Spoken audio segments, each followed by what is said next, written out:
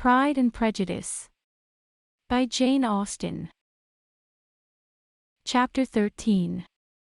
I hope, my dear, said Mr. Bennet to his wife, as they were at breakfast the next morning, that you have ordered a good dinner today, because I have reason to expect an addition to our family party.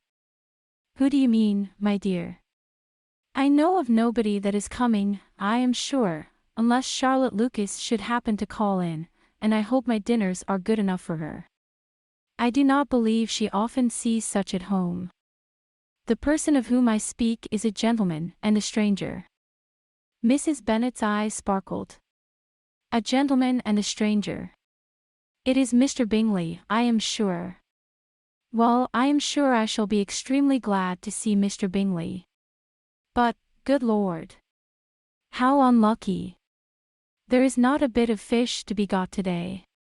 Lydia, my love, ring the bell, I must speak to Hill this moment. It is not Mr. Bingley, said her husband, it is a person whom I never saw in the whole course of my life. This roused a general astonishment, and he had the pleasure of being eagerly questioned by his wife and his 5 daughters at once. After amusing himself some time with their curiosity, he thus explained. About a month ago I received this letter, and about a fortnight ago I answered it, for I thought it a case of some delicacy, and requiring early attention. It is from my cousin, Mr. Collins, who, when I am dead, may turn you all out of this house as soon as he pleases. Oh! My dear, cried his wife, I cannot bear to hear that mentioned. Pray do not talk of that odious man. I do think it is the hardest thing in the world, that your estate should be entailed away from your own children, and I am sure, if I had been you, I should have tried long ago to do something or other about it.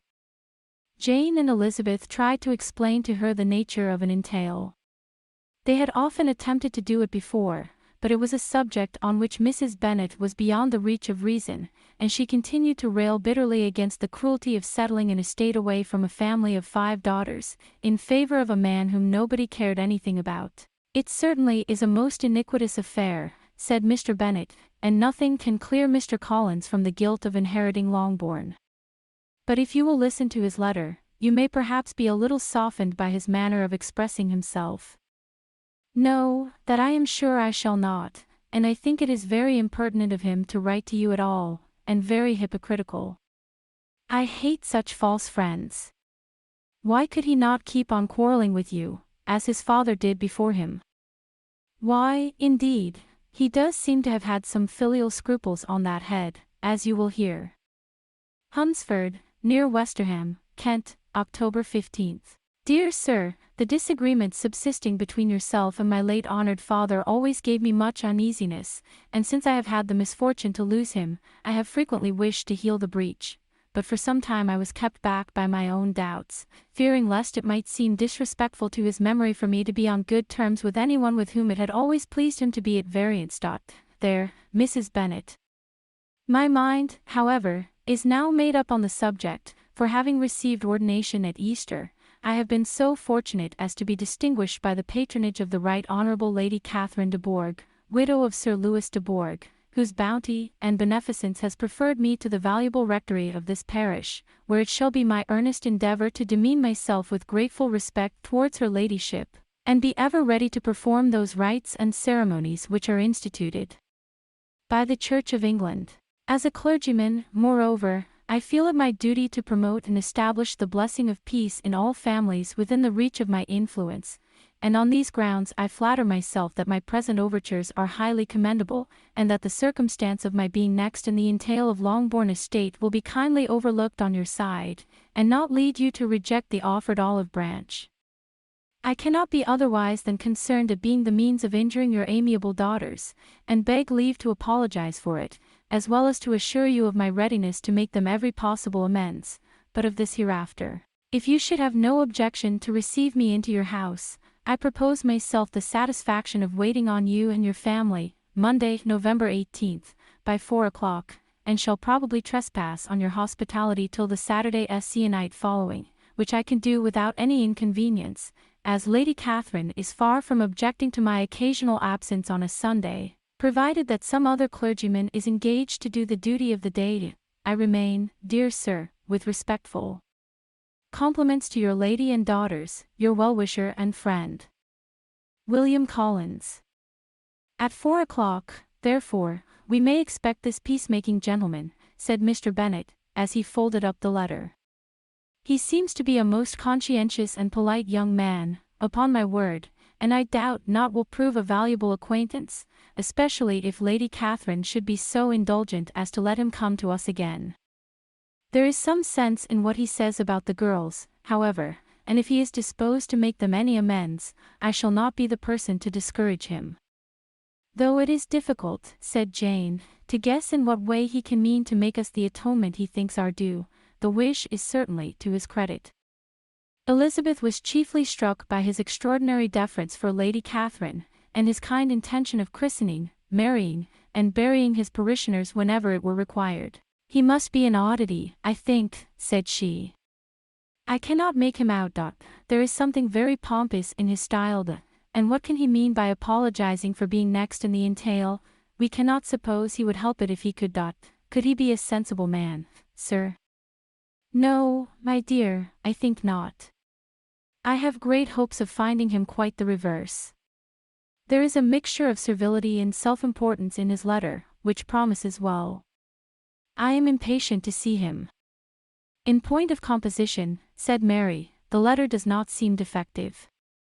The idea of the olive branch perhaps is not wholly new, yet I think it is well expressed.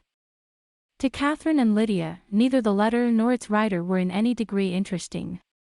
It was next to impossible that their cousin should come in a scarlet coat, and it was now some weeks since they had received pleasure from the society of a man in any other color. As for their mother, Mr. Collins's letter had done away much of her ill will, and she was preparing to see him with a degree of composure which astonished her husband and daughters. Mr. Collins was punctual to his time, and was received with great politeness by the whole family. Mr. Bennet indeed said little, but the ladies were ready enough to talk, and Mr. Collins seemed neither in need of encouragement, nor inclined to be silent himself. He was a tall, heavy-looking young man of 25. His air was grave and stately, and his manners were very formal. He had not been long seated before he complimented Mrs. Bennet on having so fine a family of daughters, said he had heard much of their beauty, but that in this instance fame had fallen short of the truth, and added, that he did not doubt her seeing them all in due time disposed of in marriage. This gallantry was not much to the taste of some of his hearers, but Mrs. Bennet, who quarrelled with no compliments, answered most readily, "You are very kind, I am sure, and I wish with all my heart it may prove so, for else they will be destitute enough. Things are settled so oddly. You allude, perhaps, to the entail of this estate." "Ah, sir, I do indeed. It is a grievous affair to my poor girls, you must confess. Not that I mean to find fault with you, for such things I know are all chance in this world. There is no knowing how estates will go when once they come to be entailed. I am very sensible, madam, of the hardship to my fair cousins, and could say much on the subject, but that I am cautious of appearing forward and precipitate. But I can assure the young ladies that I come prepared to admire them. At present I will not say more, but, perhaps, when we are better acquainted." He was interrupted by a summons to dinner, and the girls smiled on each other. They were not the only objects of Mr. Collins's admiration. The hall, the dining room, and all its furniture, were examined and praised, and his commendation of everything would have touched Mrs. Bennet's heart, but for the mortifying supposition of his viewing it all as his own future property. The dinner too in its turn was highly admired, and he begged to know to which of his fair cousins the excellency of its cooking was owing. But he was set right there by Mrs. Bennet, who assured him with some asperity that they were very well able to keep a good cook, and that her daughters had nothing to do in the kitchen. He begged pardon for having displeased her. In a softened tone she declared herself not at all offended, but he continued to apologize for about a quarter of an hour. Chapter 14. During dinner, Mr. Bennet scarcely spoke at all, but when the servants were withdrawn, he thought it time to have some conversation with his guest, and therefore started a subject in which he expected him to shine, by observing that he seemed very fortunate in his patroness. Lady Catherine de Bourgh's attention to his wishes, and consideration for his comfort, appeared very remarkable. Mr. Bennet could not have chosen better. Mr. Collins was eloquent in her praise. This subject elevated him to more than usual solemnity of manner, and with a most important aspect he protested that he had never in his life witnessed such behavior in a person of rank, such affability and condescension, as he had himself experienced from Lady Catherine. She had been graciously pleased to approve of both of the discourses which he had already had the honor of preaching before her. She had also asked him twice to dine at Rosings, and had sent for him only the Saturday before, to make up her pool of quadrille in the evening. Lady Catherine was reckoned proud by many people he knew, but he had never seen anything but affability in her. She had always spoken to him as she would to any other gentleman. She made not the smallest objection to his joining in the society of the neighborhood nor to his leaving the parish occasionally for a week or two, to visit his relations.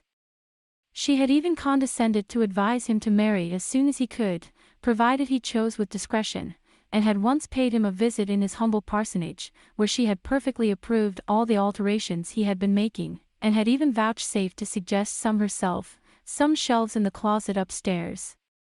"That is all very proper and civil, I am sure," said Mrs. Bennet, "and I dare say she is a very agreeable woman.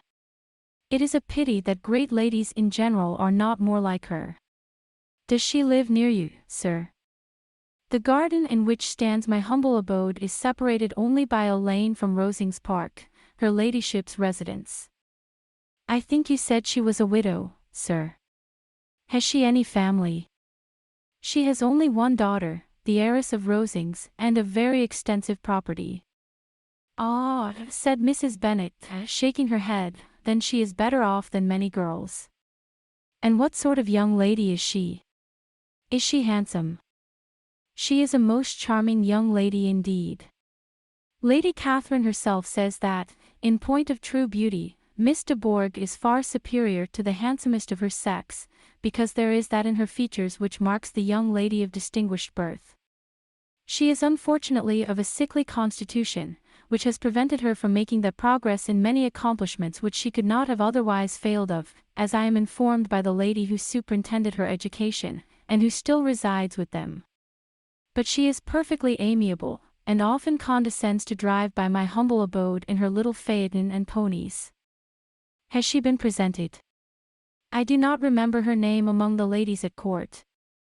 Her indifferent state of health unhappily prevents her being in town, and by that means, as I told Lady Catherine one day, has deprived the British court of its brightest ornament. Her ladyship seemed pleased with the idea, and you may imagine that I am happy on every occasion to offer those little delicate compliments which are always acceptable to ladies. I have more than once observed to Lady Catherine, that her charming daughter seemed born to be a duchess, and that the most elevated rank, instead of giving her consequence, would be adorned by her. These are the kind of little things which please her ladyship, and it is a sort of attention which I conceive myself peculiarly bound to pay." "You judge very properly," said Mr. Bennet, "and it is happy for you that you possess the talent of flattering with delicacy. May I ask whether these pleasing attentions proceed from the impulse of the moment, or are the result of previous study?" "They arise chiefly from what is passing at the time, and though I sometimes amuse myself with suggesting and arranging such little elegant compliments as may be adapted to ordinary occasions, I always wish to give them as unstudied an air as possible." Mr. Bennet's expectations were fully answered. His cousin was as absurd as he had hoped, and he listened to him with the keenest enjoyment, maintaining at the same time the most resolute composure of countenance, and, except in an occasional glance at Elizabeth, requiring no partner in his pleasure. By tea time, however, the dose had been enough, and Mr. Bennet was glad to take his guest into the drawing-room again, and, when tea was over, glad to invite him to read aloud to the ladies. Mr. Collins readily assented, and a book was produced, but, on beholding it, for everything announced it to be from a circulating library, he started back, and begging pardon, protested that he never read novels. Kitty stared at him, and Lydia exclaimed.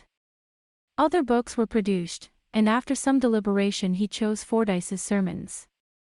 Lydia gaped as he opened the volume, and before he had, with very monotonous solemnity, read 3 pages, she interrupted him with, "Do you know, Mamma, that my Uncle Phillips talks of turning away Richard, and if he does, Colonel Forster will hire him. My aunt told me so herself on Saturday. I shall walk to Meryton tomorrow to hear more about it, and to ask when Mr. Denny comes back from town." Lydia was bid by her 2 eldest sisters to hold her tongue, but Mr. Collins, much offended, laid aside his book, and said, "I have often observed how little young ladies are interested by books of a serious stamp, though written solely for their benefit. It amazes me, I confess, for, certainly, there can be nothing so advantageous to them as instruction. But I will no longer importune my young cousin." Then turning to Mr. Bennet, he offered himself as his antagonist at backgammon. Mr. Bennet accepted the challenge, observing that he acted very wisely in leaving the girls to their own trifling amusements. Mrs. Bennet and her daughters apologized most civilly for Lydia's interruption, and promised that it should not occur again, if he would resume his book, but Mr. Collins, after assuring them that he bore his young cousin no ill will, and should never resent her behavior as any affront, seated himself at another table with Mr. Bennet, and prepared for backgammon.